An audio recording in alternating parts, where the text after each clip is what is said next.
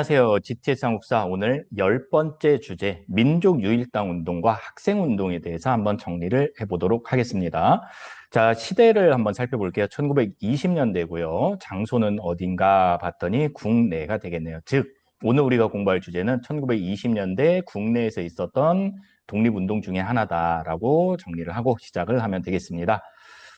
두 개의 사건과 하나의 단체를 만나게 될 건데요. 순서대로 이렇게 됩니다. 60만세 운동이 먼저고요. 그 다음에 신간의 결성, 그 다음에 세 번째가 광주 학생 항일 운동입니다. 육, 신, 광, 요 순서를 잘 기억할 필요가 있겠습니다. 자, 그리고 60만세 운동과 3.1 운동은 어떤 차이점이 있을까? 여러분들이 좀 헷갈릴 만한 게 3.1 운동은 고종의 국장일에 맞춰서 일어났잖아요. 60만세 운동은 순종의 장래일에 맞춰서 일어난다라는 사실, 물론 이제 시기도 좀 다르기도 하고요. 자, 세 번째로 우리가 오늘 만나보게 될 좌우 합작단체라고 할 수 있는 신간회, 어떤 특징이 있는가? 방금 선생님이 얘기를 했죠. 좌파와 우파가 서로 손을 잡았던 그런 단체다라는 얘기고요. 이 신간회는 광주 학생항일 운동의 진상조사단을 파견하면서 지원을 하기도 했었다라는 것, 그 두 가지가 가장 핵심이라고 볼 수 있겠습니다. 자, 그럼 배경부터 한번 살펴볼게요. 자, 먼저 학생운동 이야기를 해볼 건데요. 60만세 운동하고 광주 학생항일 운동의 공통점은 모두 다 학생들이 주도했다라는 특징이 있다라는 것을 일단 머릿속에 집어넣고 시작을 해보면 좋겠습니다. 여러분, 예전에 우리 3.1 운동 공부했었죠? 자, 3.1 운동 이후에 학생 운동이 굉장히 활발하게 일어나게 되고 그 이제 일환으로 60만세 운동과 광주 학생 항일 운동으로도 이어질 수 있다라는 얘기입니다.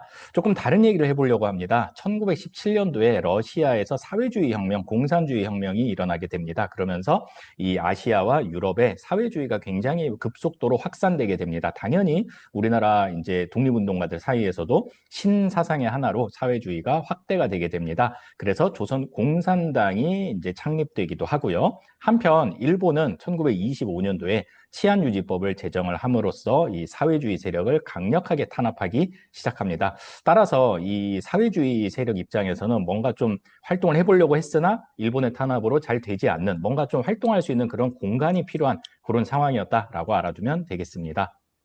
처음에 말씀드렸다시피 60만세 운동은 순종의 장래일에 맞춰서 준비를 하게 됩니다. 사회주의 계열이 주도를 하고요. 거기에 이제 뭐 천도교 단체 그리고 학생 단체가 같이 연합해서 준비를 하게 되는데 우리만 준비를 한 건 아니에요. 일본도 대비를 했습니다. 3.1 운동을 한번 당해봤잖아요. 일본 입장에서. 그래서 분명히 얘네들이 순종의 장래일에 뭔가 일을 꾸밀 것이다. 그래서 감시를 강화하고 드디어 적발을 했습니다. 그래서 사회주의 세력들을 비롯한 그런 어른들 있잖아요. 어른 독립운동가들이 거의 다 체포되게 됩니다. 그런데 이 60만세 운동이 어떻게 성공할 수 있었는가? 학생들을 잡아가지는 않았거든요. 에이, 학생들이 뭘 하겠어? 굉장히 무시했던 거죠. 그래서 이 학생 단체들 중심으로 6월 10일 날 순종의 장례 행렬을 따라가면서 경문을 뿌리고 이렇게 만세 운동을 벌이게 됩니다. 비록 일본의 탄압으로 3.1 운동 때처럼 이 전국적으로 확산되지는 못했지만 60만세 운동은 학생들이 주도했다라는 점에서 또 의의를 가지고 있습니다. 자, 이 60만세 운동을 계기로 학생들은 더더욱 자신감을 얻게 되고요. 학생 운동이 더 활발하게 일어나는 그런 계기가 됩니다. 자, 한편으로는 어른들도 반성을 한 거예요. 왜 우리가 이 60만세 운동에서 이렇게 좀 주도적인 역할을 하지 못했을까? 아, 우리 사회주의 세력, 그다음에 민족주의 세력이 각각 따로따로 활동을 했을 뿐만 아니라 같은 계열 내에서도 단체가 너무 많다라는 이제 반성을 한 거예요. 따라서 우리 민족의 힘을 좀 하나로 합칠 필요가 있겠다라는 민족 협동전선을 만들자라는 공감대가 형성되는 계기가 되기도 합니다. 자, 그러다가 이제 1929년이 됐습니다. 1929년 10월 30일 날 광주, 전라도 광주에서 나주로 가던 통학열차, 지금은 뭐 버스, 마을버스, 지하철이 있지만 이 당시에는 주로 이 통학열차, 열차를 통해서 학교를 등하교했다라고 합니다. 그래서 전라도 광주에서 나주로 가는 기차 안에는 뭐 한국 학생들도 있었을 것이고 일본 학생들도 있었을 겁니다. 그런데 일본 남학생이 같은 열차에 타고 있던 조선 여학생의 이렇게 머리를 잡아당기면서 이렇게 놀려먹는 그런 일이 벌어집니다. 그 모습을 옆에서 지켜보고 있었던 한국 남학생들이 막 항의를 하죠. 야, 너 사과해. 그랬더니 뭔 조센진 새끼가 막 이러면서 막 험한 말이 오고 가고 하니까 두고 봐라 이러면서 이제 나주역에 내렸습니다. 그리고 나서 한바탕 전문 용어로 맞짱을 뜨게 됩니다. 네, 그런 일이 벌어지고 이제 학교에서는 이 사실을 알고 나서 어떻게 대처를 하냐면은 일본 학생들은 봐주고요. 한국 학생들만 처벌을 합니다. 굉장히 열받죠, 여러분. 가장 화나는 일이 뭐죠? 가장 억울한 일? 학교에서 차별받을 때 또는 집에서 차별받을 때 차별이 굉장히 우리를 되게 열받게 하잖아요. 그래서 이런 상황이었다라는 거예요. 그래서 한일 학생들 간의 충돌을 계기로 일어났던 사건이 광주 학생 항일 운동인데 아까 선생님이 처음 시작은 10월 30일 날 통학열차 안에서 일어났다라고 했잖아요. 그 이후에 계속 이렇게 학교 대 학교 간 또 일본 학생 대 한국 학생 사이의 패싸움으로 확대가 됩니다. 그래서 이제 어른들도 알게 되고 언론이 이걸 보도를 하게 되는데 이때 당시에 언론에서는 굉장히 편파적으로 보도를 합니다. 이거는 한국 학생들이 잘못한 거다라면서 편파 보도를 하니까 감정이 굉장히 안 좋았죠. 이 한국 학생들이. 근데 여기에 기름을 붓는 일이 벌어집니다. 11월 3일은 일왕의 생일이었어요. 그래서 요거를 좀 기념을 해야겠다라면서 일본에서 조선 총독부에서요. 일요일임에도 불구하고 학생들을 학교로 소집을 해서 이런 축하 행사를 열고 심지어는 신사참배까지 강요를 하게 됩니다. 더 이상 참지 못합니다. 그래서 이 당시에 광주 지역의 학생들이 거리로 뛰쳐나오면서 이제 저항을 하면서 요게 이제 꽤 전국 규모로 좀 이렇게 확대가 되는 그런 모습을 보이게 됩니다. 자, 그렇게 광주 학생 항일 운동에 대해서 정리를 해봤습니다. 3.1운동 이후에 최대 규모 민족운동이라고 알고 있으면 되겠습니다. 그러니까 60만 세 운동은 전국으로 확산되지 못했지만 광주 학생 항일 운동은 꽤 많이 퍼지게 되거든요. 그 계기가 있습니다. 그 비밀은 바로 그 아래쪽에 있는 신간회입니다. 신간회가 이 광주 학생 항일 운동을 적극 지원하거든요. 네, 거기까지 일단 끊고 신간회가 어떻게 탄생하게 되는가에 대한 이야기로 한번 다시 시작을 해보도록 하겠습니다.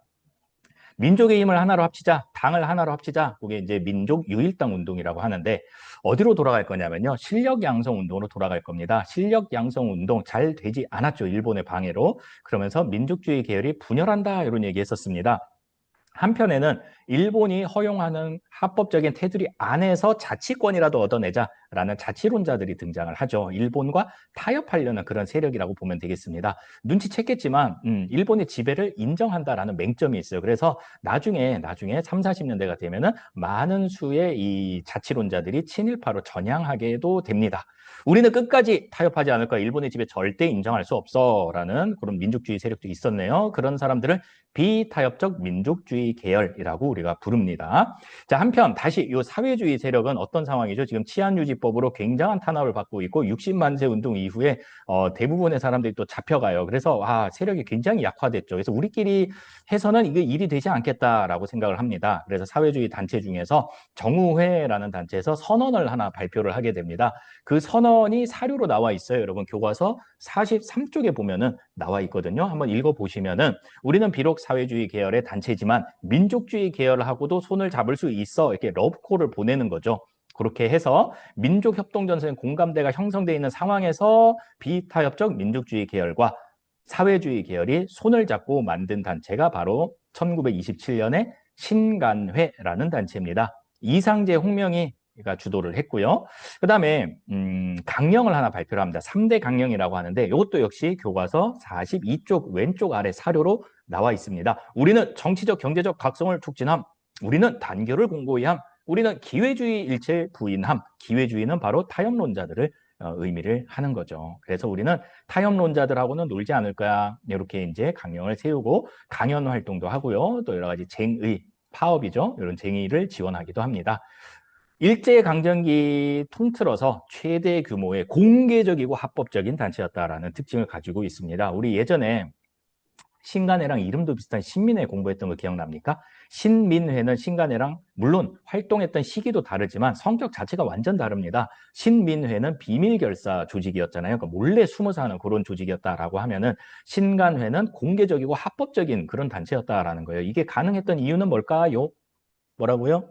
맞아요. 일본의 통치 방식 때문에 그렇죠. 이른바 문화 통치로 어느 정도는 우리가 활동할 공간을 열어줬다라는 거예요. 그러니까 앞으로는 잘해주는 척을 한 거예요. 물론 뒤에서는 이제 탄압을 하지만요.